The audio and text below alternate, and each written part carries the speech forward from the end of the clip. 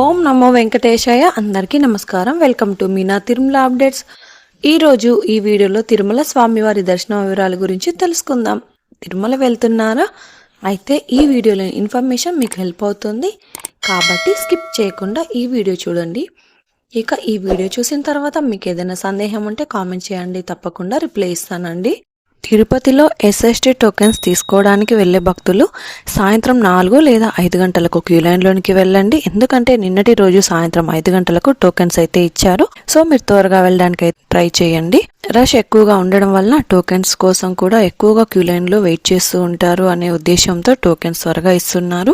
ఈ రోజు తిరుమలలో భక్తుల రద్దీ సాధారణం కంటే ఎక్కువగా ఉన్నారు. నిన్నటి రోజు ఉదయం నుంచి సాయంత్రం వరకు కూడా రష్ ఎక్కువగా ఉన్నది. కాబట్టి టోకెన్స్ లేని భక్తులు వైకుంఠంలోని కంపార్ట్మెంట్స్ అలాగే నారాయణగిరి షెడ్స్ అన్ని కూడా ఫుల్ అయ్యి వెలుపల ఉన్న క్యూ లైన్ లో కూడా వెయిట్ చేస్తూ ఉన్నారు. ఈ రోజు శుక్రవారం ఉదయం 6 గంటలకు వైకుంఠంలోని అన్ని కంపార్ట్మెంట్స్ ఫుల్ అయ్యి నారాయణగిరి షెడ్స్ కూడా ఫుల్ అయ్యి వెలుపల ఉన్న క్యూ లైన్ లో నారాయణగిరి గార్డెన్ నుంచి శిలాతోరణం వరకు ఎలాంటి దర్శనం టికెట్స్ మరియు టోకెన్స్ లేని భక్తులు వెయిట్ చేస్తూ ఉన్నారు. ఈ వైకుంఠంలోని కంపార్ట్మెంట్స్ లలో వెయిట్ చేస్తున్న భక్తులకు సుమారుగా 20 గంటల సమయంలో దర్శనం అవ్వచ్చు. ఇక ఈ రోజు శ్రీవారి సర్వదర్శనానికి అంటే ఎలాంటి దర్శనం టికెట్స్ మరియు టోకెన్స్ లేని భక్తులు దర్శనం కోసం క్యూ లైన్ లో ఎంటర్ అయ్యే వారికి సుమారుగా 20 గంటల నుంచి 24 గంటల సమయంలో దర్శనం అయ్యే అవకాశం అయితే ఉందండి. స్వామివారి దర్శనం కోసం వెళ్లే భక్తులు ఎక్కువగా ఉంటే దర్శన సమయం కూడా పెరుగుతుంది. అదే రష్ తక్కువగా ఉంటే దర్శనం త్వరగా అయ్యే అవకాశం ఉంటుంది. కాబట్టి భక్తుల రద్దీని బట్టి దర్శన సమయాలలో మార్పులుంటాయి. ఈ విషయాన్ని శ్రీవారి భక్తులు గమనించగలరు. ఎస్ఎస్టీ టోకెన్స్ ఉన్న భక్తులకు సుమారుగా 4 నుంచి 8 గంటల సమయంలో దర్శనం అవ్వచ్చు. ఇంతకు ముందు తెలియజేసిన అన్ని రకాల దర్శనాలకు సంబంధించిన దర్శన టైమింగ్స్ రష్ని బట్టి ఉంటుంది. రష్ ఎక్కువైతే దర్శన సమయం కూడా పెరుగుతుంది. అదే రష్ తక్కువగా ఉంటే ఇంకా త్వరగా అంటే ఇంతకు ముందు తెలియజేసిన దర్శన సమయం కంటే ముందుగా అయ్యే అవకాశం ఉంటుంది. ఇంకా మీరు టీటీడీ వారి ఇన్ఫర్మేషన్ ఫాస్ట్గా తెలుసుకోవాలి అంటే మీరు మన వాట్సాప్ ఛానల్ని ఫాలో అవ్వచ్చు. ఈ వాట్సాప్ లింక్ని ఈ వీడియో డిస్క్రిప్షన్లో అయితే ఇచ్చాను. అలాగే ఈ వీడియోని మీ ఫ్రెండ్స్ అండ్ ఫ్యామిలీ మెంబర్స్కి షేర్ చేయండి. అలాగే తప్పకుండా వీడియోని కూడా లైక్ చేయండి.